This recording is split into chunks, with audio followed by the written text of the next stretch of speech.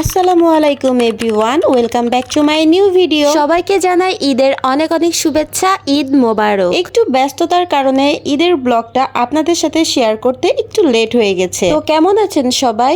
I hope সবাই অনেক ভালো আছেন। আলহামদুলিল্লাহ আমি অনেক ভালো আছি। আজকের এই দিনে আমি আপনাদের সাথে শেয়ার করব ঈদের দিনে সকাল থেকে রাত পর্যন্ত কি কি করলাম, কোথায় কোথায় গিয়েছিলাম, কেমন করে কাটিয়েছিলাম, এই সব কিছু নিয়েই থাকছে আজকের এই ভিডিওটি। তাই দেরি না করে চলুন ভিডিওটি শুরু করি। ঈদের দিন সকালবেলায় খুব তাড়াতাড়ি ঘুম থেকে উঠেই চলে এসেছি ছাদে, কারণ সকালের দিকে আজকে বৃষ্টি হয়েছিল, তাই এই ওয়েদারটা একটু ফিল করতে ছাদে এসেছি। অনেক সুন্দর ঠান্ডা ঠান্ডা বাতাস আর ঝিরিঝিরি করে এখনো বৃষ্টি পড়ছে, এই ওয়েদারটা বেশ ভালো লাগছিল। এরপর ছাদে একটু ঘোরাঘুরি করে আবার চলে এসেছি রুমে এসে ফ্রেশ হয়ে নতুন একটা বেডশিট নিয়েছি। এই নতুন বেডশিটটা পারলে আমার রুমের লুকটাই একদম চেঞ্জ হয়ে যাবে, এই জন্য এখানে আমি একটা সুন্দর বেডশিট নিয়েছি। দেখুন এই সুন্দর বেডশিটটা পারার পর আমার রুমের লুকটা কিন্তু একদম চেঞ্জ হয়ে গেছে। নতুন একটা বেডশিট পেরে এরপর আমি রুমটা সুন্দর করে ক্লিন করে নিয়েছি। এরপর আমি শাওয়ার নিয়ে আমি আমার ঈদের ড্রেসটা বের করে নিয়েছি,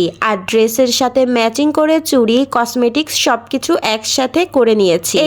এই হলো আমার ঈদের ফুল আউটলুক। এখন আমি ঝটপট রেডি হয়ে নিব। ফাইনালি আমি একদম রেডি হয়ে পড়েছি। রেডি হওয়া শেষ করে আমি সোজা চলে এসেছি রান্নাঘরে, কারণ আমি সকাল থেকে এখনো পর্যন্ত কিছুই খাইনি। রান্নাঘরে এসেই দেখছি যে আম্মু সেমাই রান্না করে রেখেছে, আর আম্মুর হাতের এই সেমাই রান্না কিন্তু আমার কাছে অনেক মজা লাগে। সেমাই খাওয়া শেষ করে এখন আমি ভাত নিয়ে বসেছি। আজকের এই ঈদের দিনে হয়তো অনেকের বাসায় কম বেশি গরুর মাংস আর এই খিচুড়ি ভাত রান্না করা হবে, ঠিক তেমনি আমার আম্মু আজকে গরুর মাংস আর খিচুড়ি ভাত রান্না করেছে। ভাত খাওয়া শেষ করার পর আমার আর ভিডিও ক্লিপ নেওয়া হয়নি। এরপর আমরা বিকেল বেলায় সবাই মিলে একসাথে একটু বাইরে বের হয়েছি। ফার্স্টে আমরা সবাই মিলে একটা রিক্সা ঠিক করে বাইপাস রোডে এসেছি। ঈদের সময়তে কিন্তু বাইপাস রোডে বেশ ভালোই ভিড় হয়, বাট আমরা একটু আগে এসেছিলাম, এজন্য তেমন ভিড় পাইনি। এরপর আমরা পুরো বাইপাস রোডটা ঘুরে সবাই মিলে চলে এসেছিলাম রিভার গার্ডেনে। এখানে আমরা সবাই মিলে একটু সময় কাটিয়েছি। আর এই রিভার গার্ডেনে কিন্তু প্রত্যেক ঈদেই অনেক ভিড় হয়, আজকেও কিন্তু